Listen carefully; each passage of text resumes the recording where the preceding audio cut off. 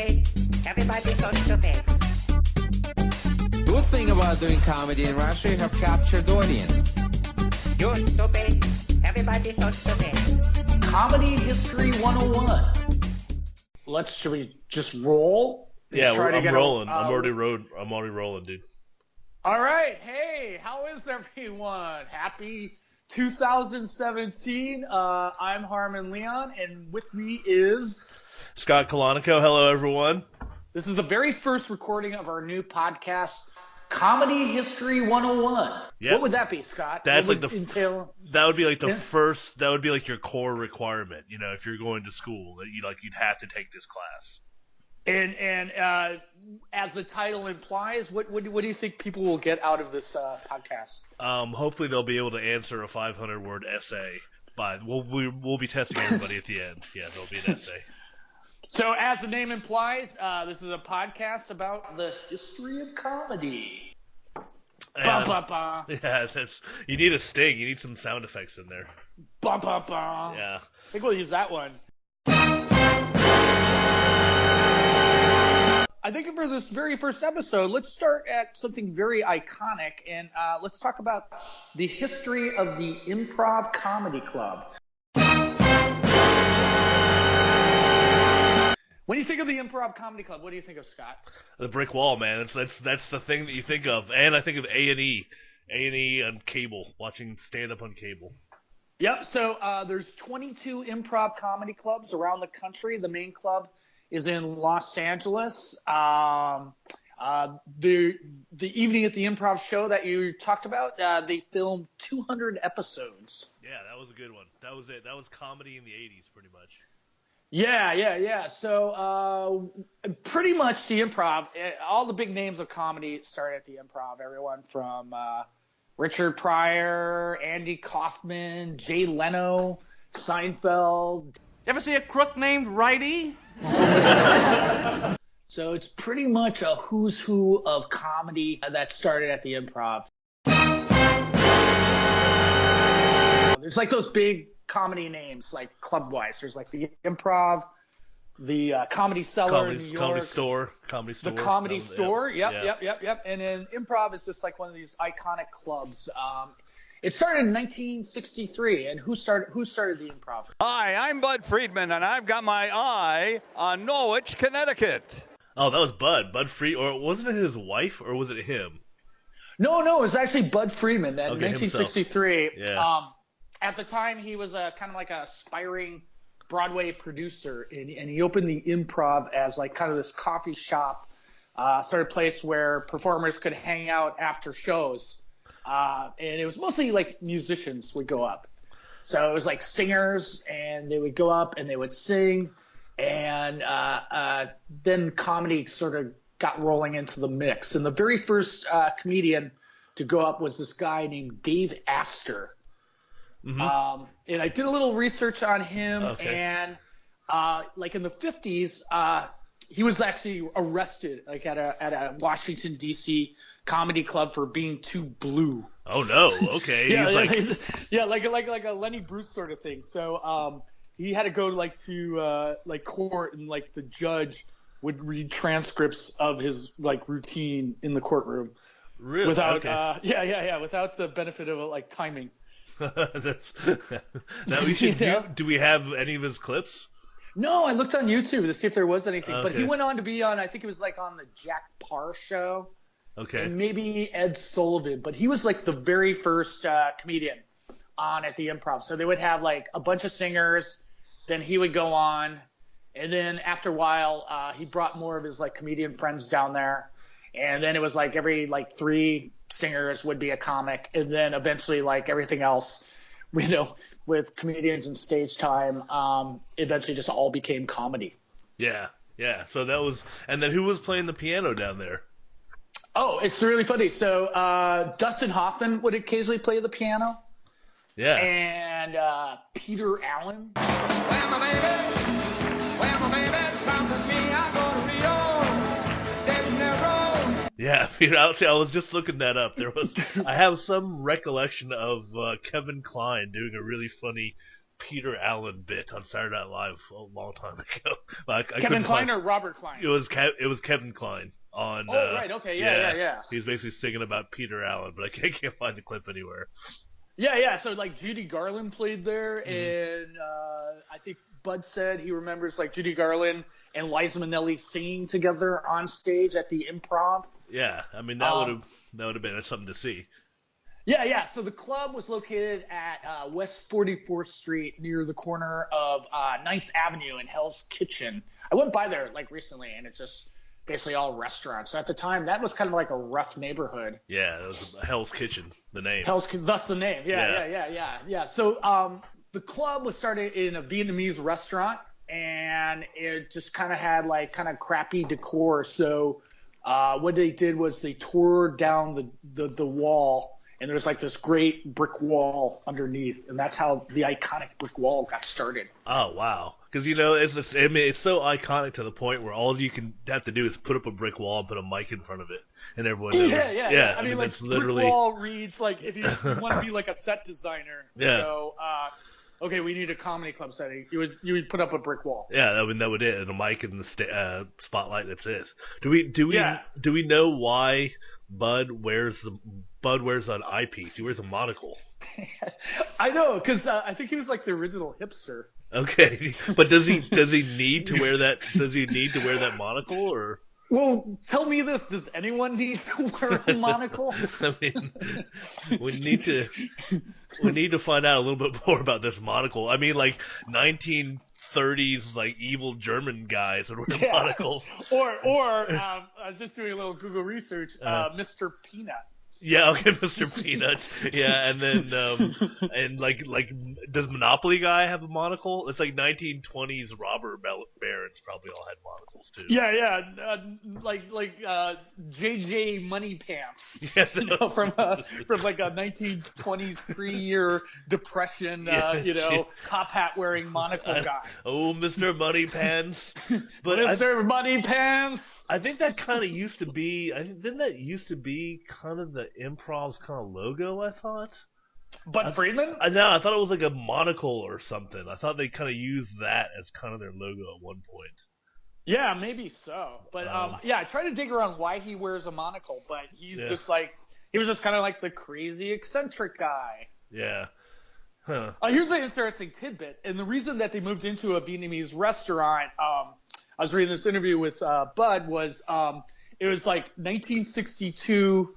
At the height of the Vietnam War, Vietnamese restaurants didn't go over so well. Well, that was, if it was 60, no, he moved in like 62 or 63.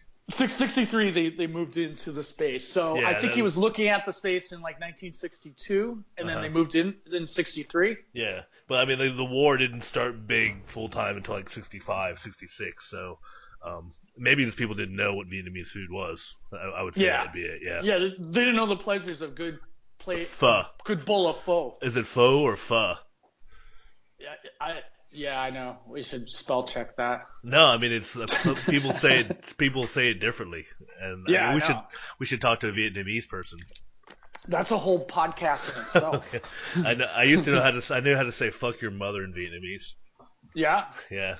Do ma mi. Oh yeah. Yeah. Oh, we're gonna have to beat that. That's it. No, dude, it's the podcast. You can say whatever you want. Oh, freedom of speech. Yeah, dude. We gotta use it while we got it. Yeah. Oh, I know. Trump's gonna take it away. Mm-hmm. Yeah. So one kind of urban legend was that Bette Midler was a waitress at the Improv, but she never was. Okay. But she would perform there. Yeah. Did she play piano and stuff? And No. Yeah, I think she was just like a songstress. Uh-huh. And then Bud actually managed her and got her first spot on the Tonight Show. Oh wow, yeah. Well, there's because they kind of started out as a place for everyone to go after they performed. Not that it wasn't really a place for the punters to go at first. Yeah, it was like kind of like a clubhouse. So people would get done with like their Broadway shows and they wanted to hang out, and it was just kind of like a place to go like after shows. Mm-hmm. Yeah. And they originally just served coffee, and then they got a liquor license. And then, it just kind of built. And then basically, like, the heyday was You know, like those iconic 70s comedians like Richard Belzer and, Rodney Dangerfield and Richard Lewis. So is this still in the New York one then? Yeah. Okay. So the New York one was to 63. And then it just like Jay Leno used to drive. He lived in Boston, and he would like ride his motorcycle down like 3 nights in a row and just ride back to Boston. Wow. And he would just like sleep in the Improv parking lot. Oh, well, yeah. I mean, I think that was some story where that was the other Improv, I think, where like somebody was fucking in an alley right next to him. Next to Jay Leno? Yeah, while he was sleeping. It's like, I guess I'll wait till we get to the other Improv if we're still in the New York Improv right now. Yeah. We're still in New York. Hey, forget about it. Forget about it. Yeah. So I think one of the first big breakout stars was like Freddie Prinze. Right, okay.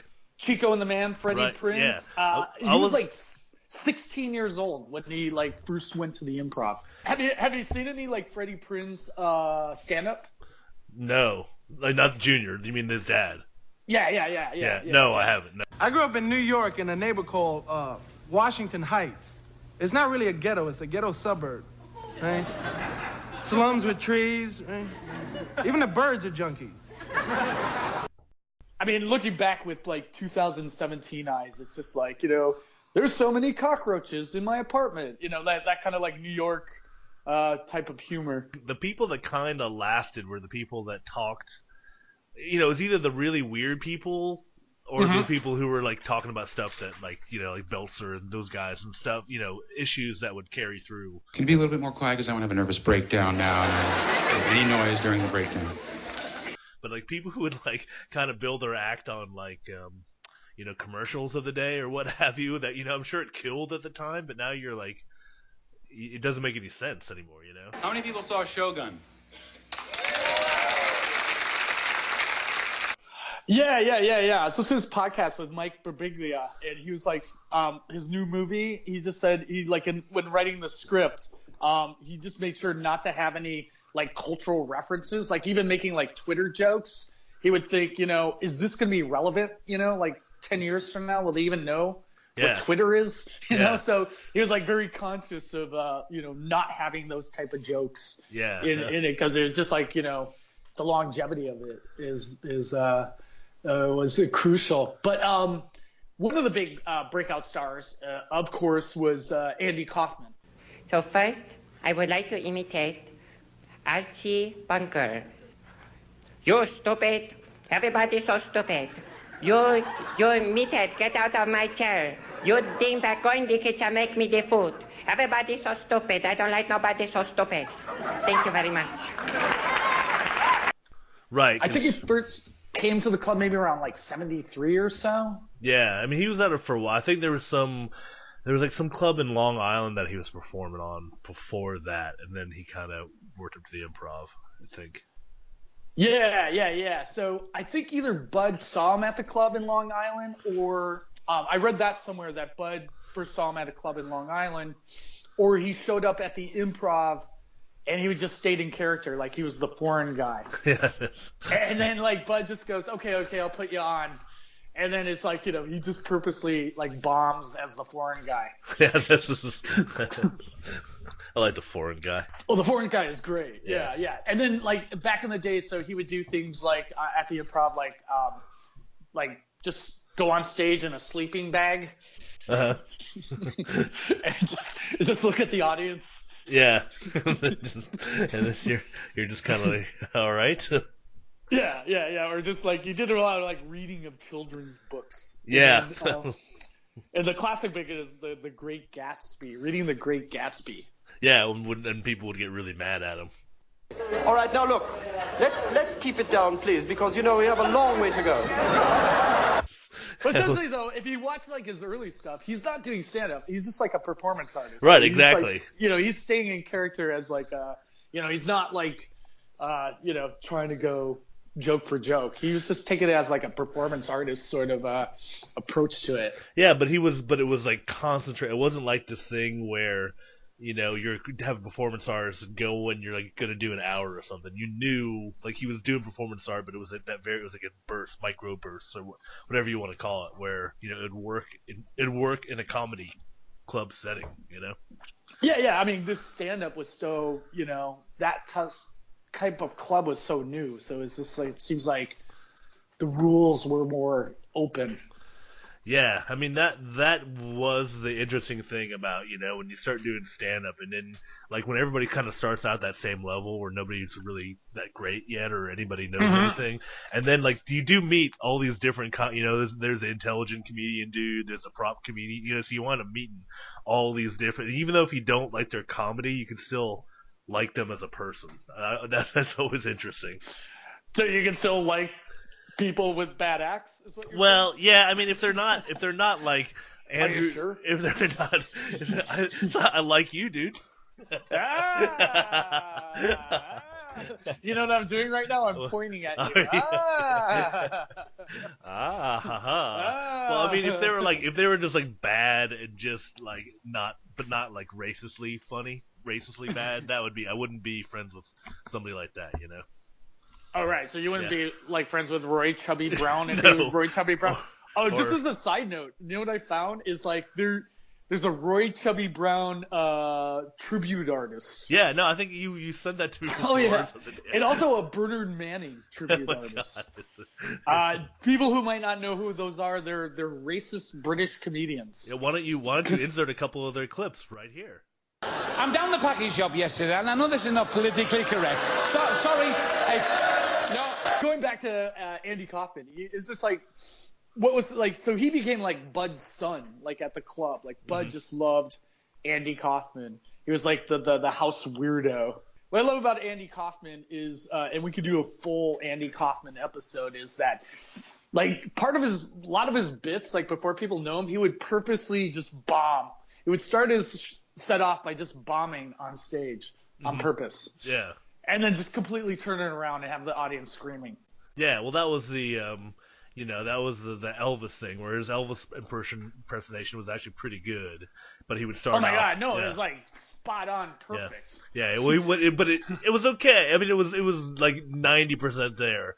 But I would say what made it better was that he would go on stage as foreign man. Yeah, then really bomb, and then they go, oh, I'm gonna do another, and he would do those really bad impressions, like he would do the Archie Bunker. I am sitting in the chair. Yeah, he would do these really bad impressions, and then he'd get all sad, and then he'd do he's like, now I'm going to do one more impression. I'll do the Elvis, and then he would do the Elvis, and it would actually be really good, and he would have the suit on underneath, and that's what kind of made it so. He would turn things around. Yeah. Yeah, or there's the one where he would just start crying and he had bongo drums. Yeah, bongos. He was like crying and he would just like slap the bongo, and then he'd like in the beat of his crying, and then suddenly you just burst into this bongo solo.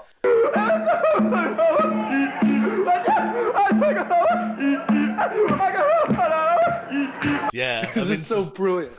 Yeah, so that must have been like how long was that New York club? It's not still open, is it? Oh, no. Okay. It closed, I'm reading here, I think 1970. We'll look that up. Okay.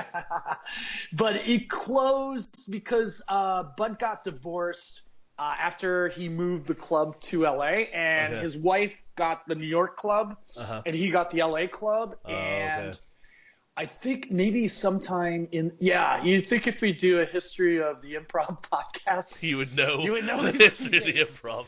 I don't know. That's what Google's for. Okay. Just have you people Google it. That would be We're the whole. working hard here. We're into the pizza. That's the whole. Every podcast just go, hey, you go Google it. It's like they're all like 5 seconds. Which is also a good name for a podcast, but which is probably already a podcast. It's just ads and then us in the middle going, go Google it, and then that's the end. Yeah. So there's a great clip of Andy Kaufman, a 1977 HBO young comedian special that's filmed at the Improv. Up to now, every time I've appeared someplace, I always do that foreign man character that I do, and I'd like to branch out more, just do myself. So again, he goes on stage he's like, I'm just gonna be myself. I'm not doing the crazy character, and he just starts doing like these really bad like jokes. Yeah. That are getting laughs. Like first the audience is sort of laughing because they know it's Andy Kaufman, but he's just purposely bombing again, and he runs off stage crying. It's not working. So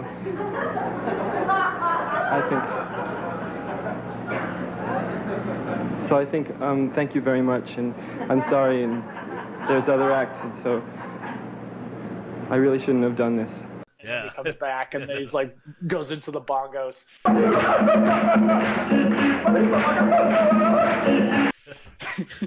I read an interesting fact about Freddie Prinze. He was Hungarian. I didn't know that. Oh, Hungarian and Puerto Rican. Yeah, and Puerto Rican, but Hungarian. So I'm a Hungarian. So in 1975, Bud moved the club from New York to Los Angeles. Mm-hmm. And he opened the club on Melrose. Right. And that was like, unlike the New York club, it was built like specifically for stand-up comedy, and they kept the brick wall intact. Jay Leno actually helped paint the ceilings of the LA club. Mm-hmm. And his partner was Chris Albrecht, who later went on to be the president of HBO. Oh, whose partner? You mean Bud's? Bud's partner, yeah. Okay. Yeah, so part of the history of like the Improv is like the people that like worked there. Like Judge Apatow was a door manager there. Really? Okay.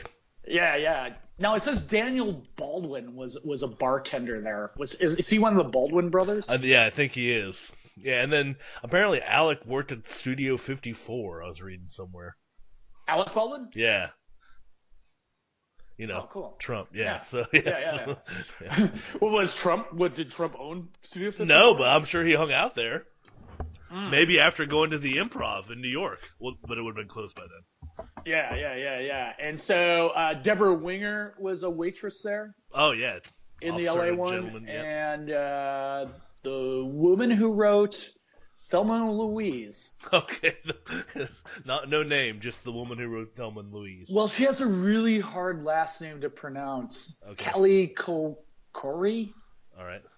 Yeah, so it's listening to this like podcast on how to do podcasts. Yeah. And they said always research so you pronounce names correctly. It was one of the key components of doing good podcasts. Okay, so anyways, it's Callie Corey. So did we do that for this podcast?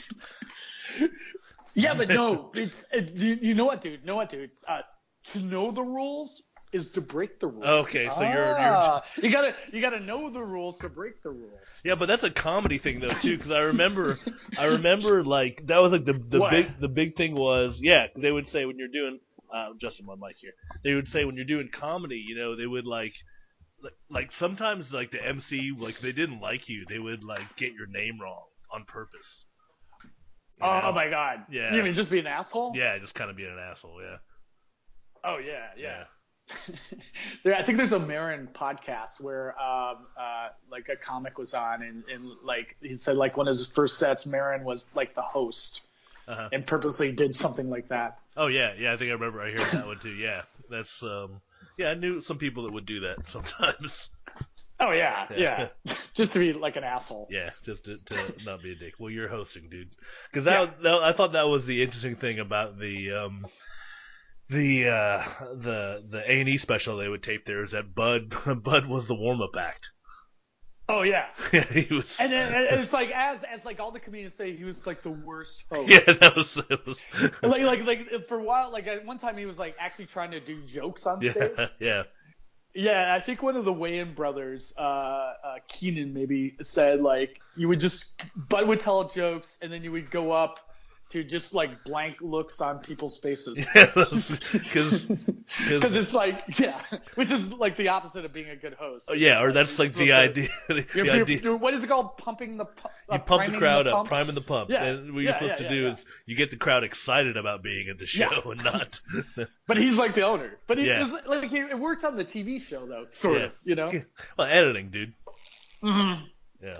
It's true. So yeah, I mean, I've gigged at the Improv a few times. I think it was like the first time I gigged at the Improv in LA, and I was like all excited, and then like, there's Bud Friedman, and then he like came up to me, and then he went, "You can't stand there." That was it's like, yeah, it's like, oh shit, I'm being yelled at by the guy from TV. Are we telling our improv stories now? Are we on that segment yet? Are we? No, let me go back. Let me. Yeah. That's the other thing about podcasts. You should keep to the itinerary.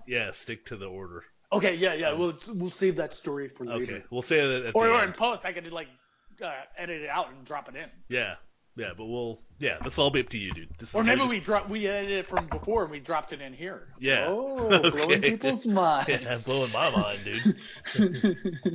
Okay, well, so we're in the West Coast and we closed down the store, a comedy store in New York. Or it's not comedy, Improv. The Improv. Yeah. That's a different podcast. Yeah, that's a whole nother podcast, yeah. Yeah, so things were going along smoothly until 1979 when, do you know what I'm going to mention here? I do. The Comedy Store. Comedy had a Store. big strike. Yeah. Yeah. Mitzi, the comedians organized a protest against Mitzi Shore because she was not paying the headlining acts. So there was a big strike. It got really ugly. Actually, one comedian, and we'll save this for another podcast, actually jumped off the roof of the Riot Hyatt into the Comedy Store parking lot. Yeah, that was just right next door, or pretty close by, right? Yeah. So comics started going to the Improv for stage time. Okay. Until there was a big fire that burned down the entire Improv. Oh my God. Okay, what year was this? 1979. All right. Okay. And was it ours? Sorry, go ahead. Oh yeah. I'm too excited. Yeah. Who did it? They don't know, but the rumors stem that it was a disgruntled comedian who bombed on stage, or some of like Mitzi Shore's thugs. Oh my God, her jackbooted thugs. Yeah. Comedian thugs. It could have been Paulie. Like Dice Clay. And Paulie was Dice like, Clay, and 10 at the time or something. It was probably Dice Clay and Yakov Smirnoff. Dude, I just took a sip of coffee. I almost did a spit take. Save it for the live show. You know why? I just pictured like Yakov Smirnoff with a big thing, with a big Russian hat, gasoline, and a big Russian hat on. Yeah, dousing the Improv with gasoline, going, "What a country! What a country!" I was doing some research for another podcast, and I was watching a bit of Yakov Smirnoff's material just not too long ago, and some of it was alright. It's not bad, dude. Yeah, it's not bad. It's still pretty funny. He makes fun of Cleveland, which is really funny. Good thing about doing comedy in Russia, you have captured audience. They're not going anywhere. So this was filmed at Dangerfields. There was that young comedian special that he was on. And we used to use those clips for our show Jokey. Oh yeah. Dangerfields, that's a whole nother podcast. Yeah, because here's the crazy thing. Dangerfields is still open, and I know no one that performs there. Really? Yeah, it's just like this crazy. I just heard it's like horrible. And it's still running. It's like to this day. Wow.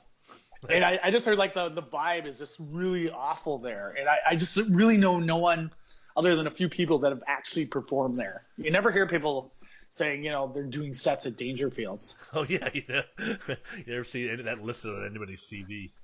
Yeah, so that's still open. But yeah, so the Improv burnt down. Is like the whole thing burnt down. And so to help rebuild it, I think hold on a second here. To help rebuild it, Robin Williams and Andy Kaufman organized fundraiser shows. Okay. To help rebuild the place. Oh, that was cool. We're gonna have to do a whole podcast on Dangerfields, man. I got sidetracked. I looked at the Dangerfields website. Oh my God. Yeah. What? It's like from 1995 or something. My God, it's horrible. My eyes hurt looking at it. All right, we'll save it. Oh, look at that backdrop. Yeah, dude. That was like the Jokey backdrop that we use, like when you like Google stage curtains. Yeah. To get like a Google image. Oh my God, this is another podcast, dude. Another podcast. Okay, save it. Okay. Improv in Los Angeles just got rebuilt. Yeah, so then in the 80s, the newly launched cable network that went the Arts and Entertainment Network, also known as A&E. Also known as the Nazi Channel. Why the Nazi Channel? Oh, because of all the documentaries? Yeah. Or is this how you see the world, through Nazi eye filters? No. You see Nazi and everything. No, because they took over the world, dude. You got to keep your eyes open. Hugo Boss is still here making commercials. Oh, yeah.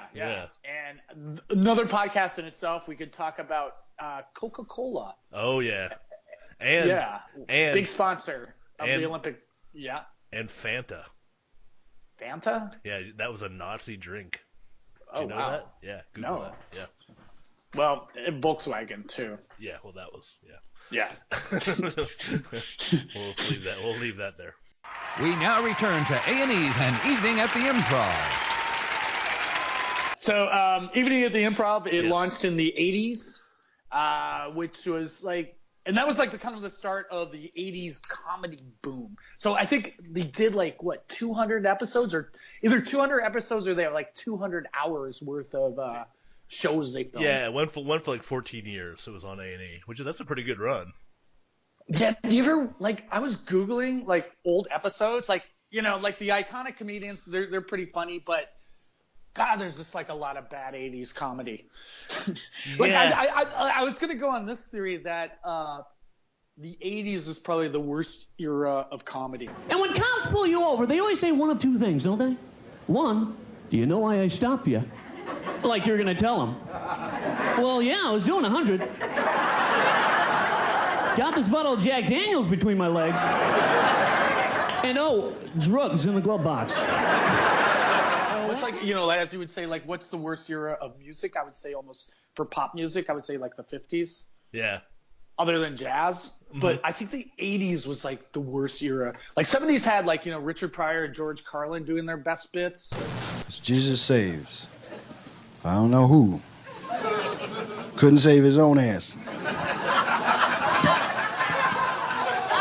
Right. And 90s, that was the rise of alternative comedy, but I think the 80s is just the shittiest comedy. I think they just had so much of it, and it was just so everybody. Yeah, exactly. So that's what they say here in this article, is that started the comedy boom, where and then improv clubs started opening up everywhere, in San Diego, San Francisco, Irvine, Tempe, Washington D.C., and it was just this crazy comedy boom where there were so many clubs. And such a need to fill comedy rooms with comedians. Yeah. It just got oversaturated. And I think that's why that A&E show is so bad. Mm-hmm. Yeah, because everybody was on there. We I remember there was an improv, not an improv, but it was a comedy club down the street from me in Houston, and that was in the suburbs, and they had this comedy club there. And that's how pervasive these things were. Oh, did they have who were the Houston or what was the name of Sam Kinnison's? Yeah, there was the Outlaw. The Outlaws. Yeah. And were they were all there? No. Bill Hicks. They might have been, but there was a big workshop. It was the Comedy Workshop, I think it was. That was in closer to downtown Houston, but they might have toured different places. Oh, I said they played everywhere. If they're there in not in L.A. and still coming up and coming, they played everywhere. Yeah, there was a Comedy Workshop. This is another podcast again. There's a comedy workshop in Austin and then one in Houston. I think that was called the Comedy Workshop. Another podcast. So it's basically there was an Improv, and I think another big chain at the time was Funny Bones. There's the Chuckle Buckets. Yeah, and just every strip mall had a comedy club. Mm-hmm. Yeah. And so I think that's why the Evening at the Improv was so bad. Yeah, I mean, it's interesting going back and watching, the big names are cool to watch, but it's kind of interesting to go back and watch the people who were kind of theoretically big back then, because one of those, I know we watched what names. What we'll names? talk about this. What we both watched, that was it, the Improv documentary.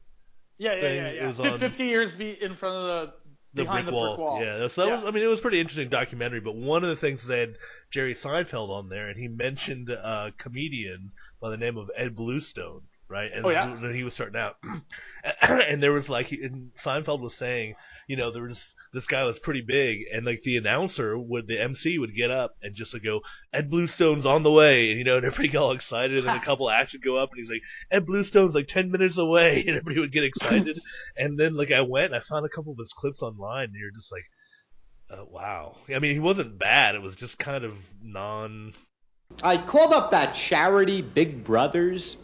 Figured I'd spend some time with a fatherless boy. They sent me a kid who had killed his father. Yeah, it's kind of generic, just in case we want Ed on the show at some point. But the interesting thing I found out about him is he used to work for National Lampoon, and he's the guy he's the guy who came up with the if you don't buy this magazine, we'll kill this dog cover. That was him. Ah, nice. Oh, Yeah. okay. So he was probably more like a writer. There's a good documentary on the National Lampoon. Yeah. Came out like last year or maybe 2 years ago. Right. Did you see that one? Yeah, it was really good. Okay, I'll watch that right after this. Yeah, and I did a podcast with one of the guys in it. Tony the guy, Hendry, the British. yeah. Yeah. The guy who was like Spinal Tap's manager Yeah. in the movie, and he was like one of the original National Lampoon guys. On his podcast. Mm-hmm. So Go ahead. No, I was just gonna say. So it is interesting to go watch his older shows and just watch all the people who didn't quite make it like they thought they were going to, or were tapped to become the next big thing, but never did. Yeah. I mean, it was just like back then there was like so much work for these guys because there's so many clubs, I used that to. Yeah, sorry, go ahead. they can make a. There were so many comedians making a living, and all they had to do was just be generic and get the generic laughs. Okay, yeah, like these guys, I think so. It looks like they're still around. Let's see. No, they haven't updated the website in about 3 years, but it's called Shecky Magazine. Run by this Brian McKim, and Tracy Skeen. But they would cover Montreal. I think they covered Montreal while we were up there. Yeah, I remember Shecky Magazine. Yeah. So it's still kind of around. But like Brian, at one point, he was just because he was a working comedian in the '80s, and he posted a blog post where he had all his airline tickets. Like, and he was getting paid, like by the clubs. So they would pay his airline ticket and put him up in a hotel, and you'd get money for opening or middle. Per diem. Yeah. So he was like, that's how much money was being made back then. Yeah, I know, it's crazy. So, and with that, that's what caved in, and that's like in the '90s, kind of like brought the comedy recession on. It was, partly due to the expanse of things like the Improv and oversaturation of like people just being turned off by evening at the Improv, like these, because if they had to fill like 200 hours or 200 episodes, whatever it was, it's like. Again, it's law of averages. You're going to have to just book generic comedians. And like the Improv style of comedy, garnish that kind of like comedian in a sports jacket with the sleeves rolled up in front of a brick wall doing airline jokes. So it's just like that was like attributed, like that kind of like bad comedy was attributed to like, oh, it's like evening at the Improv, you know? Yeah. And then like again it turned off people and like which brought the '90s alternative comedy boom. What a great time to start doing stand up. Yeah. I picked a great time to start doing stand up. Yeah. Right when things start to suck. Yeah. So but in the '90s that brought the success of comics like Seinfeld and Ellen DeGeneres and Drew Carey and Tim Allen.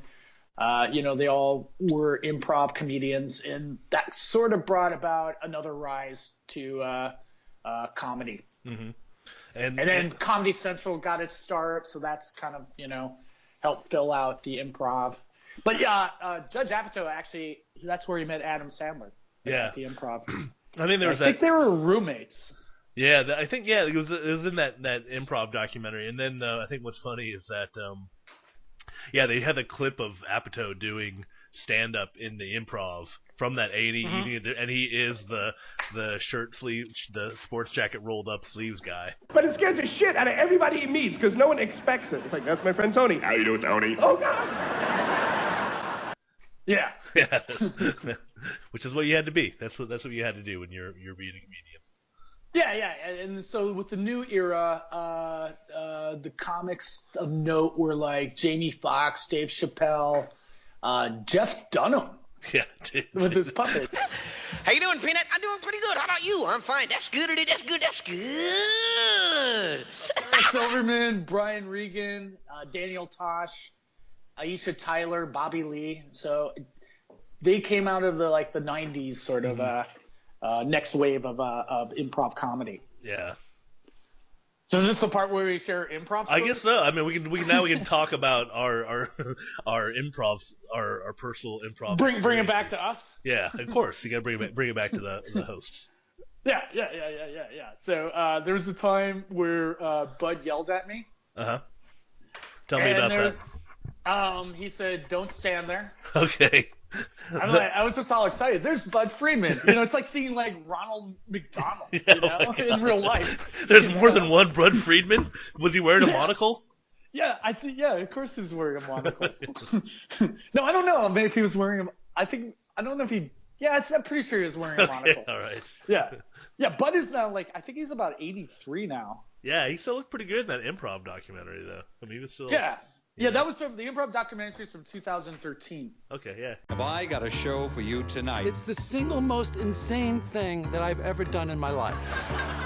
So I remember at one time when I had representation, I would get regular spots at the improv when I would go down to LA, and without a doubt I would always have to follow one of the Wayans brothers.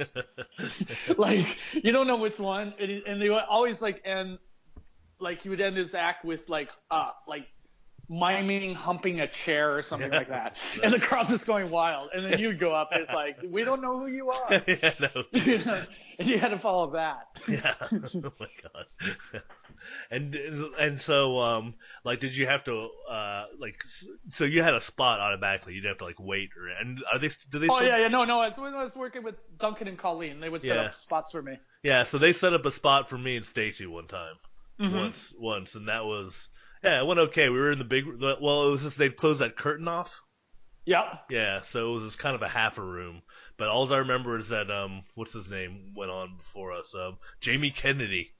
Yeah. The Jamie Kennedy experiment.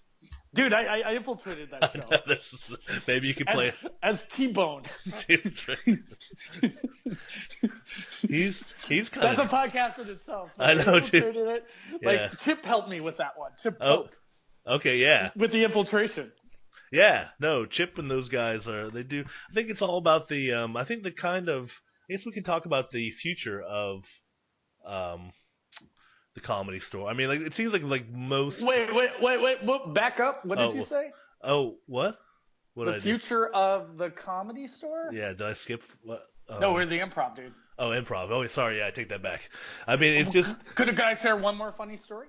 Oh yeah, go ahead. I'm sorry, I didn't mean to take away from your funny stories. Go ahead. No, I only have 3 of them. Okay, yeah. I only got to do 2 of them. I had Jamie Kennedy. I'm done. Yeah. So another time is there was about 8 people in the audience, and then I look out, and one of them is Kramer from Seinfeld. Oh my God, Michael Richards. Oh my God. Yeah. Did he stick a fork up your ass? I think that night I was using the N-word a lot, so I think that's where he might have got it from. Really? No, just kidding. Never. No, ever. No, we're not. We don't. But I remember going to Duncan afterwards, and I go, "Did Michael Richards laugh?" And he went, "In parts." Oh my God, man! You almost missed your chance of being on Seinfeld. No, this was during Seinfeld. No, it was after Seinfeld. Oh, okay, all right. Yeah. So, yeah. Huh. But yeah, I guess we can talk about the future. So lately, I think it's the Improv's been featured in a few movies. I think last was, it says here on the site, the critically acclaimed Funny People. Oh, that's the. Did you see that? The movie's so horrible. Yeah, that was the Judd Apatow one. Yeah, with Adam Sandler. And when he was a comedian. He was like the dying comedian or something. No, that's Man on the Moon. That's Andy Kaufman. No, but I think he had cancer or something in that movie? Did he? Yeah, something like that. I never saw it. I don't know. It's just really forgettable movie. Yeah, on that same. I just remember Eric Bana was in it. And, Yeah, who ironically started as a comedian in Australia. Really? All right. Well, Yeah. So it's like he's known as this Hollywood heavy, but he started as like a stand-up. Oh, okay. So I was just. And then he was on a sketch show, and then he got that movie Chopper. Okay, yeah. Which is a great movie. Yeah. Love that movie. So I stopped by the Improv website just to kind of look at it and see what's going on now. They're a couple steps up from Dangerfields, but it's not that they're still not hipstered up yet with the right fonts and everything. But they do have nachos there. I see. Oh, that's another thing about the Improv is like they would have like food named after comedians. Like I don't know about the main Improv, but like at the like the franchise Improvs, you know, they was like. I think it was like Andy Kindler had a bit about that. Like, you get an Ellen DeGeneres serving of fries. Or like the Howie Mandel nachos or something like that. Yeah, I think that was, Jimmy, it was Jimmy Fallon in that documentary was talking about he got a sandwich named after him or something. Yeah. He was I didn't realize that he'd started out there. Yeah, he was just like what has made him so successful is just he's so darn likable. You hear the stories of the Improv and Andy Kaufman and what he would do, and you go, oh yeah, I want to have my Andy Kaufman moment. Of course I did it, and I shaved during my act. It's so sad. Like Bud immediately just started like middling him in Las Vegas. Mm-hmm. Like Bud didn't think anything of him, and his wife just went, no, he's got something. And then Bud went up and talked to him afterwards, and he just said he was just so nice. Yeah, he's a nice guy. And then the people, like my mom likes him. Yeah, but if you look at his like early stand-up, it was just like, it's kind of like, what if so-and-so was a grocery clerk? Yeah. And then he would just do the impression, like, those kind of bits. Yeah. But he's good at those bits, Yeah. It's like he's a good talk show host. Yeah, maybe we'll have him on one day. Yeah, maybe so. Right. I do notice the beer at the Improv is a little pricey. I'll say that. It was $8 for a pint. Or is that normal? Is that normal U.S. prices now? I don't well, that's kind of, it's not too crazy because like New York prices, you might pay that at bars. Yeah. But when you get a piece of pizza, you get a slice of pizza. Not even a slice, you get a whole pizza with it. In New York? Yeah. Oh, yeah. At the Alligator Lounge. Yeah, I'm at the Alligator Lounge. Yeah. Mm. Yeah. Maybe we can get them to sponsor. Yeah, exactly. Okay. So I guess anything else? Any other Improv anecdotes? I don't have any more. That was it. I mean, it was kind of cool. Just like you said, it's kind of cool just going in there and seeing it, And then it's not it's more of a wider. It's more wide, I guess. I mean. Oh, the room. Itself. The room itself. Yeah. Yeah, the bar out front is like really fun. So I used to just go like hang out there. Yeah. Like, it was just like kind of a fun scene just hanging out there. Yeah, and it's in kind of a happening part of town. Is it Melrose. Melrose, yeah. So there's stuff around it and you can walk around. So yeah, so it's kind of got that vibe to it. So this is that's weird. So it looks like cuz I want to know about their open mic. I was trying to see if they still have an open mic, how you get on it and stuff like that. But this is interesting. They their open mic's at 5:45 in the afternoon. Yeah, so one time I did that when I was going to UCLA summer school, and it's just like, you just have to wait in a line with people, and it's all of those like LA sort of big club open mics. Yeah, is just an incubator of crazy. Yeah, no. Because everyone thinks they're gonna be discovered. Yeah, I think that was like kind of they talked about it in that documentary. I think Marin talks about it a lot too. Is like when because he would do the other place, the Comedy Store, and he talked about there'd be those regulars that you just see all the time, and they might not have even been good at all, but because I guess Mitzi liked them and they would show up, they would go up, Yeah, it's like that. It's kind of like the same sort of feeling you get if you've ever been like a movie extra. Yeah. Hanging with movie extras, They kind of think they're in it, but they're not, Because all they have to do is just like show up and they would get, 3 minutes of stage time. Yeah. Yeah. And again, like a movie extra, they think they're going to get like discovered. Mm-hmm. Yeah, that was yeah, it was just I played it that one time. That was it, but that was enough. I get to do it. I got to stand up in front of the brick wall. Yeah, did you take a photo? No, I didn't. It was all too quick. Jamie Kennedy was in the way, dude. Oh, right. Oh, footnote correction. Right. There was 400 hours of evening at the Improv film. Oh, okay. Wow. All right. That's 400 hours. Yeah, that's crazy, dude. I mean, if you had an evening, if you binge watched the entire I don't think series, you would be dazed. Yeah, I know that would be. I don't think I could watch. That would be like a funny story. Yeah, just binge watching. Watch all the. You would just go insane. Yeah. You would go insane with bad 80s comedy with rolled up what would sleeves.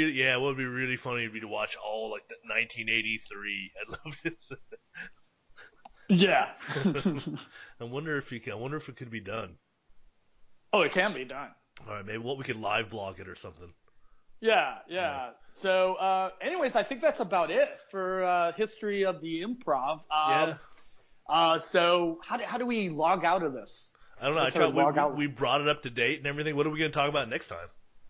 Oh, next time, you'll have to tune in for next time.